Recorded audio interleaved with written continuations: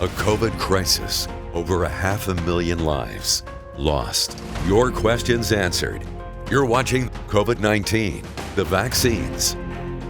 Good evening, and thank you for joining us for our special program tonight, COVID-19, the vaccines. I'm Bernie Lang. And I'm Jean Reynolds. We know you have questions about the vaccine rollout on the Western Slope, and tonight we're partnering with Mesa County Public Health and the governor to get some answers for you. Yeah, this comes as we approach the 1-year mark since the first case of COVID-19 was confirmed in Mesa County. We start tonight with a man we've spoken with a lot over this last year. Joining me now is the Executive Director of Mesa County Public Health, Jeff Coor. Thanks for being with us, Jeff. We are hearing more and more about these variants. Does the vaccine protect against the new strains? The vaccine provides some protection. No one's ever said how much. However, it's significant. The one benefit to this vaccine, it is not strain specific. And so yes, it does supply. Now, that doesn't mean that down the road they won't have to come out with a booster, but for now, people can feel rest assured that the vaccine that they get will protect them if we get a lot of a different variant into our community. Okay, talking now about the mass vaccination clinic Mesa County Public Health has set up down at the convention center. Was this something that was actually required of local public health departments? Nope. Local public health throughout the state is doing this differently. There are some agencies that are doing it on behalf of local public health in certain communities. We have the capability to do it in Mesa County. We run a vaccination clinic every day of the year. And in fact, we started out with a couple hundred vaccines in a week, and now this week we're doing 1,500 a day. So it's been a good thing. We've brought everyone together. We have about 650 volunteers working with us. So I think centralizing it with our coordination has worked very well. Seen it. It's a very streamlined system. It's very efficient. How does somebody get an appointment, and what are the wait times like now? And now that there are 1,500 vaccinations going through daily, I imagine it's pretty smooth. It is smooth, and the wait times, we had big wait times to begin with, and we were to a point where we had to make a lot of return phone calls. People were calling our hotline, but right now the wait times, people, if they sign up, they can get it within the week if they are in that priority group. So the priority groups that are coming up, 1B4 for example, people can sign up on the interest form on our website, and then we will send them an email as soon as we open up to that group.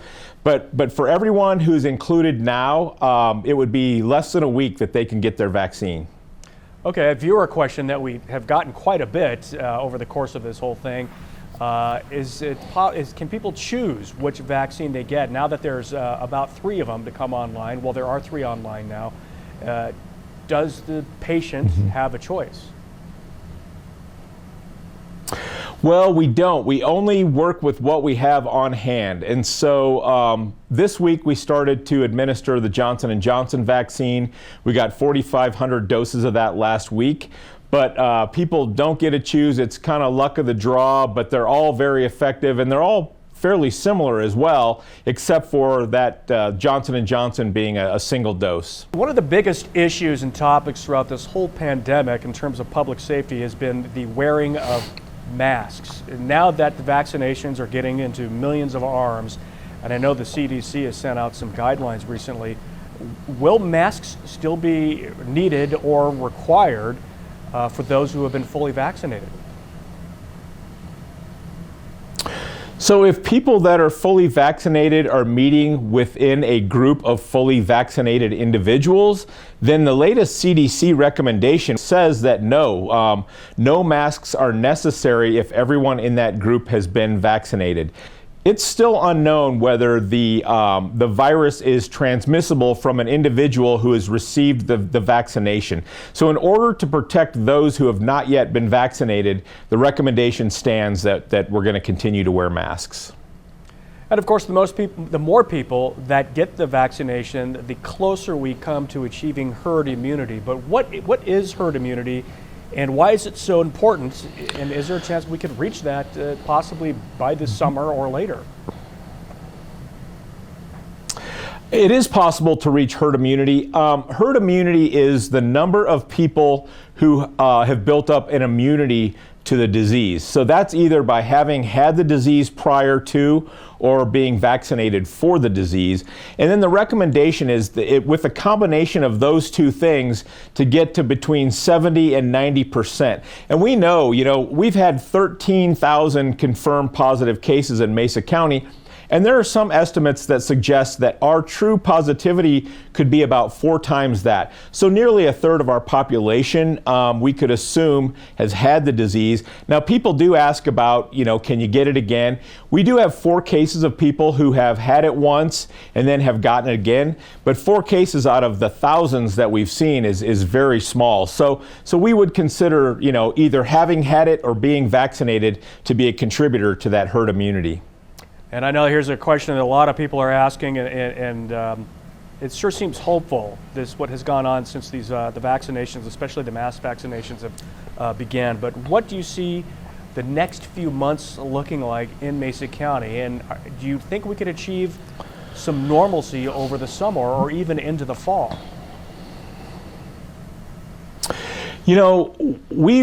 Normalcy to us would be, certainly to everyone, would be relaxing these restrictions. But we think we can get there actually by getting the individuals that are 65 and over vaccinated. Let's try to get 70+% of those individuals vaccinated, because from the beginning, those were the high-risk individuals. That age group were the ones that were utilizing the hospital resources. And so let's go back to the beginning when we said, let's flatten the curve, and that's going to do it. Let's get those individuals vaccinated, and then we can truly, seriously think about starting to relax a lot of these restrictions. And then you and a lot of the folks at the Public Health Department can get that much-deserved vacation, right? Yeah. I don't know. I think I heard that there are 23 positions that opened up across the state of these local public health officials. I love what I'm doing. This is what we do in public health, and so we appreciate the opportunity to serve Mesa County, and we also appreciate everyone's cooperation. This has been a great partnership for us. All right, thank you. Jeff Coor, Executive Director of Mesa County Public Health, we appreciate your time today. Thank you, Bernie. All right. Coming up, we are getting answers about the safety of the vaccine. We'll be back right after a quick break.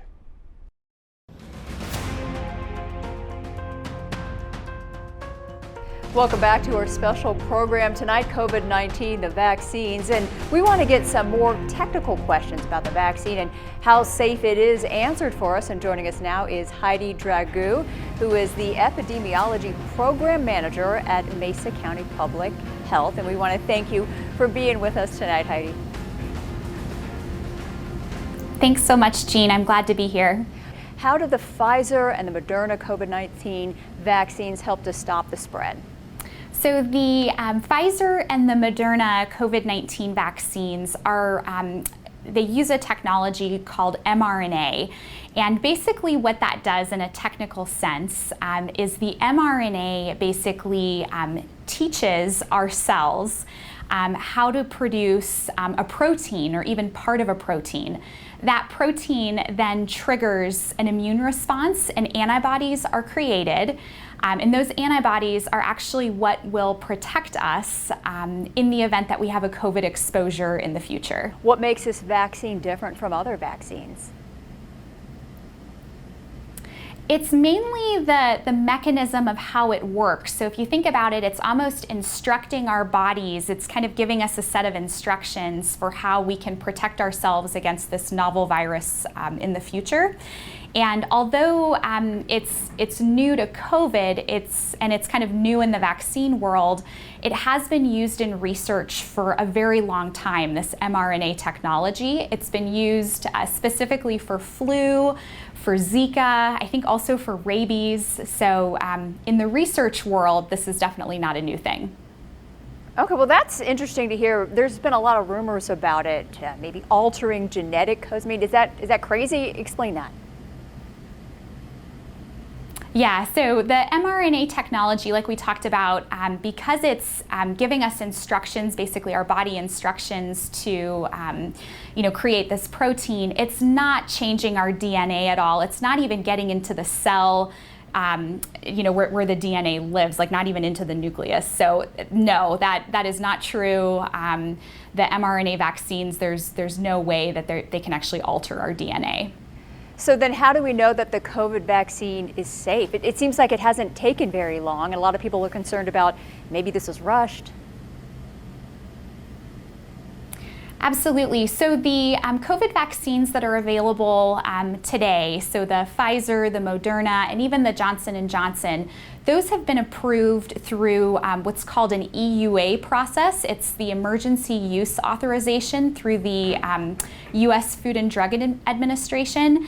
And this is basically a special process that allows faster processing of whether it's a treatment or a vaccine, if you can demonstrate that those products are safe and beneficial for the community. So in this instance, the pharmaceutical companies, the manufacturers, they work together to demonstrate for all of these vaccines that by and large the benefits outweigh the risks.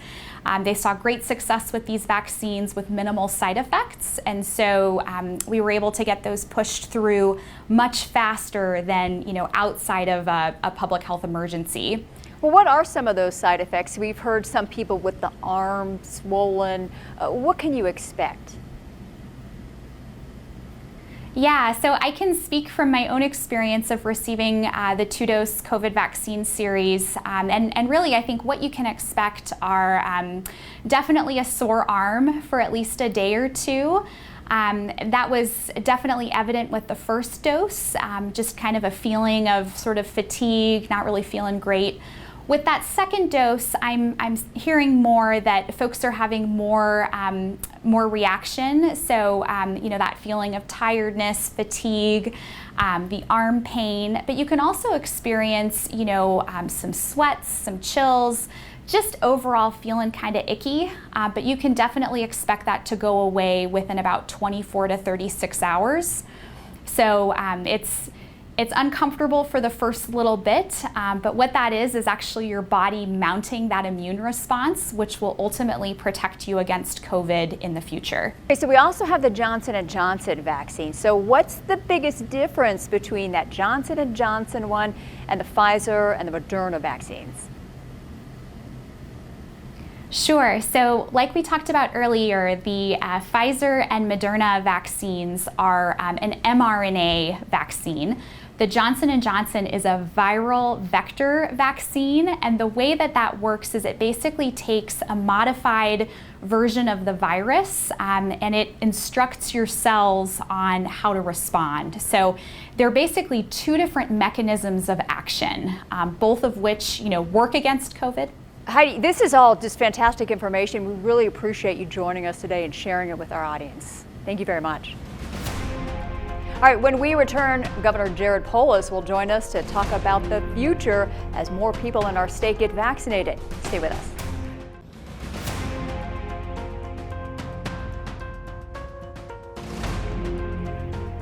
Welcome back. We continue our closer look at the COVID-19 vaccine and its rollout across the Western Slope. Joining us now is the governor of our beautiful state, Jared Polis. And thank you, Governor, so much.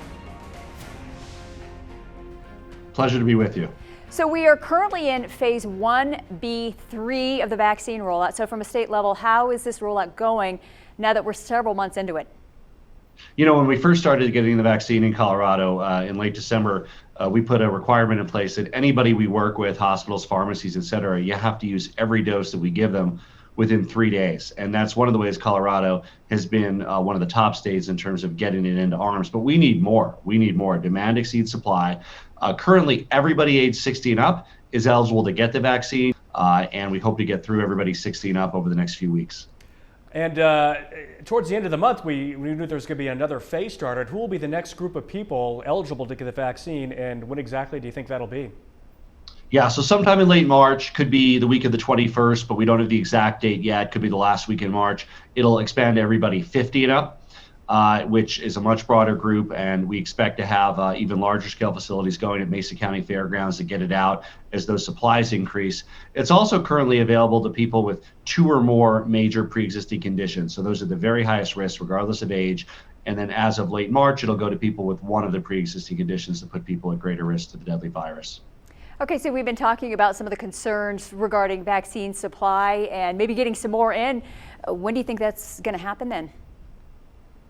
Yeah, well, we get some every week, although last week we benefited from getting about 45,000 doses of Johnson & Johnson, the single-dose vaccine, and we don't expect to see any of that next week. The federal government isn't sending any. The week after next, it'll likely resume. So it's been sporadic. The federal government currently gives us about a 3-week estimate of what we're going to get. We see the quantities of vaccines increasing significantly in late March.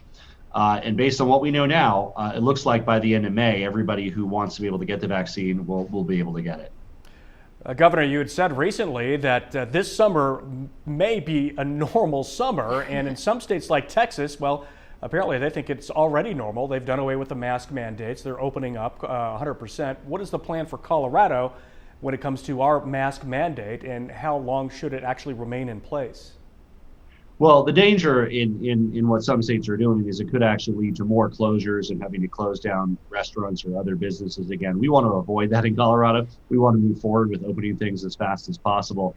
The key is the immunity from the vaccine. So if folks are able to get the vaccine during May, they're immune in June, it means there really won't be any restrictions on getting together or other activities, hopefully as soon as July or late June would certainly be the goal. Okay, so we're talking about maybe the next few months, what we can anticipate to see in Colorado, what life is going to be looking like here. We're talking about being normal again. I mean, it feels pretty optimistic. Well, it does, but it's based on the quantities that we think we're getting of the vaccine, and there's a lot of ifs, ands, or buts there. We always hope that there's not a variant that's highly resistant to the vaccine. Currently, the vaccine is believed to work against every different variant, some at a slightly lower rate. But I think it's about time we get back to normal after everybody gets protected. And it doesn't mean the virus is gone. There will be people who get it, just as people who get measles, mumps, all of those conditions today. But it won't be widespread in our community. You won't have to be worried every time you go out without a mask. And I think most of that mask wearing will go away over summer. You know, maybe some people who haven't accepted the vaccine or don't want it might want to wear masks a little bit longer. But once everybody's had the chance to get vaccinated, it's really time to move on. A lot of people still have concerns about getting the vaccine for whatever reasons, a variety of reasons, really. What would you tell those who may be on the fence about receiving the vaccine or not? I mean, just do it. I got it. No big deal. We're up about 13, 14% of Coloradans have gotten it. It's really no big deal. Just like the flu vaccine or other vaccines, you might be a little under the weather the next day. I wasn't, but some people I know were. But you know what? Within the day after that, you're totally back to normal, and you have the peace of mind that you have a very high degree of immunity from this virus. And the immunity is even more than the 95 or 85% they talk about. That's from getting it. All 3 vaccines have been very close to 100% effective in preventing deaths from the virus. So if you do get it after the vaccine, if you're one of those few, it's a much more mild case than if you didn't have the vaccine. And we know the vaccine's free for anybody who wants one. So who is really paying for all of it? The federal government is, and that's another important note. If anybody tries to charge you for a vaccine, that is a scam. Do not pay. It is free to everybody. When it's your turn, when you're up, it's anybody 60 and up now. It'll be everybody 50 and up by late March. Go and get it.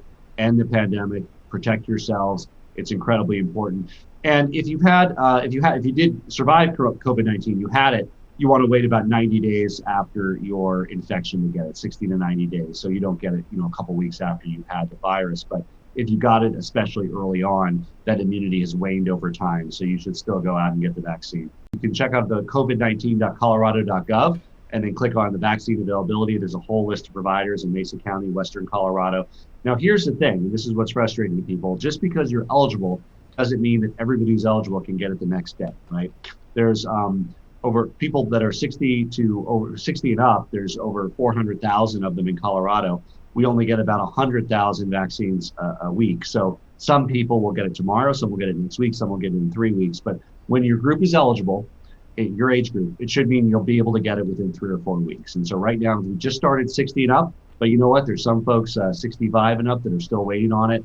Other folks that are 60 to 64 are starting to get it, but it'll take a few weeks till you might be able to get an appointment. But go for it. It's safe. It's effective. It'll protect you in a very effective way. All right, some great information. Thank you so much, Governor, for your time today. Thank you. Always a pleasure. See you soon. Thanks, Governor. As the governor mentioned, as more people get vaccinated, he believes we'll start to see a return to normalcy across Colorado this summer. However, for some COVID survivors, the future is a little more uncertain, even with the vaccine rollout underway. And we've talked about the long-term haulers before, and it applies to those who have recovered from the virus but still have lingering side effects. Tonight, we are taking a closer look at a local program working to treat those patients. Daybreak anchor Aaron Crooks talked to one of the doctors involved with the program to learn more. That's right, Bernie and Jean. There are dozens of clinics across the nation working with patients who are still having symptoms months after getting sick with COVID-19. And one is Family Health West in Fruita. Joining us now is Dr. Ellen Price, who is part of that program. Thank you so much for being with us. Thank you for asking me. Absolutely. So how many people have you been treating who fall into this category of people who have lingering symptoms after being diagnosed with COVID-19? We've had quite a bit of interest on the Western Slope. We've had about 70 patients actually come into our clinic. It's about 10% of the patients who get COVID have lingering symptoms, and it's generally more women than men, about 4 to 1. And from what you're seeing, what are some of these symptoms? Well, the most common symptom that people are experiencing is fatigue. Oftentimes they just can't get out of bed. Oftentimes they will do an activity and then they have to lie down again. Oftentimes they have brain fog, so they just feel like they can't think like they used to think. They have to leave themselves notes and constantly try to limit the amount of things that they are doing. They also have difficulty with exercise tolerance. They have dyspnea, which means that their breathing is difficult. So they have some shortness of breath. So those are the three main things that linger on. But the most important thing is fatigue, the post-viral fatigue. So really, what is the challenge of treating someone for a disease that really at this time we don't know a lot about in the long term? Right, that is the big thing. And every single patient is different. Every patient has a different set of symptoms. So we have patients who have migraines. So we're treating some of those patients with Botox and with acupuncture. And then we have patients who have just exercise intolerance. So we're trying to teach them with very slow exercise pacing techniques. We have other patients that have stomach issues that are lingering on. We have patients that have speech issues, swallowing issues. So we have our speech therapists see them. And we also have patients who have some post-traumatic stress. So we have our psychologists see them, and we're also starting some group sessions with our counselor so that people can help patients basically get through this and get back to their previous life and level of function. Now, if you could tell us about some of the treatments that you use to help these long haulers. Well, one of the things is we have to primarily try to figure out what is going on, make sure that they don't still need things like oxygen, make sure that they don't have a heart issue or a lung issue. So we have to do some of the testing that may or may not have been done. We also try to see if they need some stimulants activities, such as like medications that can help them with exercise intolerance. It's really hard to know how to treat people, but a lot of times it's really just symptom treatments. So for headaches, it's finding the right medication to help them with the headaches, and also doing things like mindfulness and breathing techniques to help them relax. A lot of times it's difficulty with just the anxiety and the stress of being through this situation and the pandemic in general. All good information there. Dr. Price, thank you so much for your time. We appreciate it. Thank you very much. And if you want to know more, it's fhw.org, and there's a site and a phone number there if people are interested. Thank you. Bernie and Jean, we'll send it back over to you. Thanks, Aaron. Our in-depth coverage continues this weekend. Saturday, we cover the impact of the pandemic in a primetime special, COVID Crisis: The Long Haul. Millions of people are being vaccinated every day, but others remain reluctant. Why some communities are falling behind. And we'll take a closer look at how the U.S. handled the pandemic over the last year. We hope you'll tune in Saturday at 6 p.m. on KKCO. If you need more information about any of the topics we've talked about tonight, we have resources for you to check out on our website. You can also find a link to the vaccine interest form for Mesa County Public Health and the phone number for you to call if you need more information for different counties along the western slope. Thank you for tuning in for our special COVID-19 The Vaccines. We will see you back here tonight for the 10th.